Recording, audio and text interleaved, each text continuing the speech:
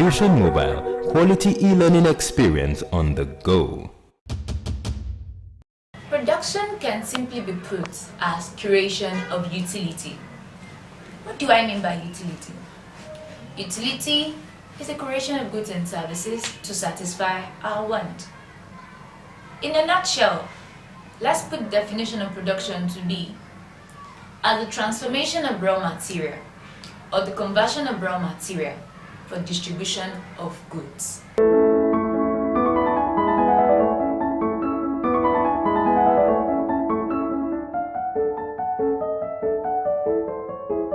When we talk about production, the scope of production, that is all what we have that embraces and brings about production activities. I told you whenever, if you want to remember the scope, just remember the code ICS. ICS.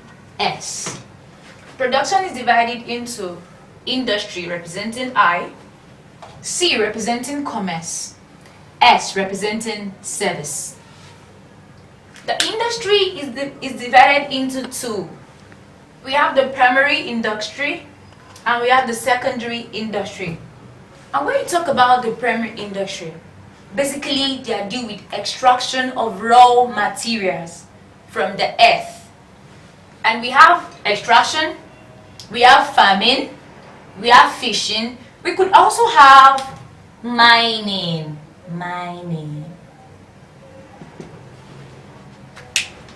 The secondary industry involves manufacturing and construction.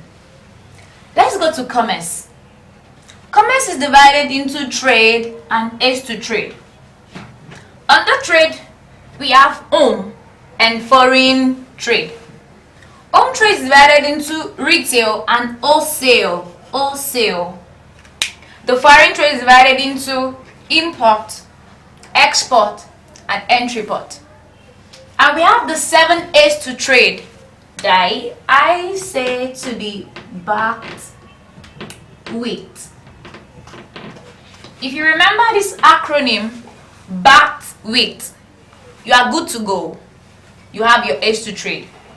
Your B representing banking, A representing advertising, T representing transportation, W representing warehousing, I representing insurance, C representing communication, and T representing tourism.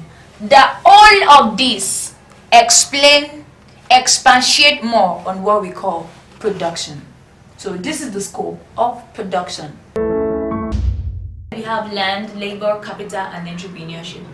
What is land? Land is a free gift of nature, and it does not only involve the earth's surfaces alone. It involves the atmosphere, it involves the natural resources, mineral resources, it involves river, and so on. 1. It is a free gift of nature. 2. Land is immobile. 3. Land is fixed in supply. And 4. Land, it goes after the law of diminishing marginal return. What is the reward for land? The reward for land is rent. Labor is the human effort applied to production processes. What's the reward for labor? The reward for labor is wages or salary. And to tell you, there's a difference between wage and salary. Wages is given to anybody that has performed any production activity, either hourly or daily or weekly. But salary is given to every production activity as a remuneration at the end of the month. 1. Labor is mobile.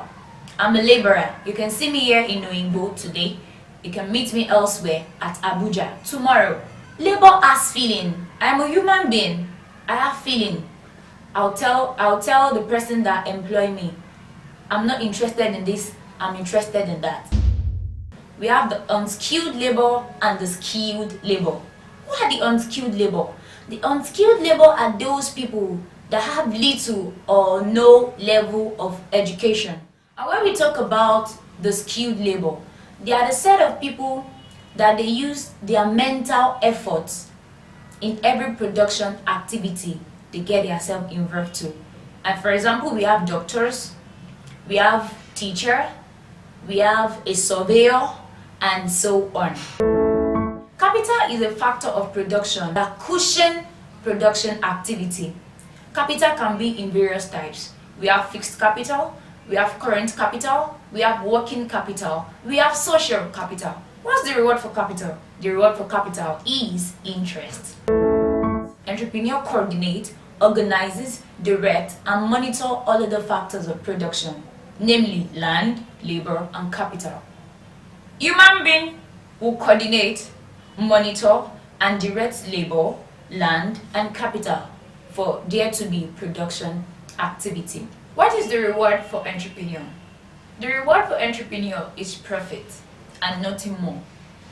Whoever goes into business or every production activities will aim for getting nothing less than a profit. So don't let us put our foresight on losses. Is a risk bearer. It makes decisions and puts in order all other factors of production. When we talk about division, we're talking about breaking. Division of labor is the breaking down of production processes into separate operations so that it can be handled by each individual. So we have each individual to a job. If I may let you know, division of labor leads to specialization. And what is specialization? Specialization is the concentration of an individual, a firm, a country towards a particular line of production. Fusion Mobile, quality e-learning experience on the go.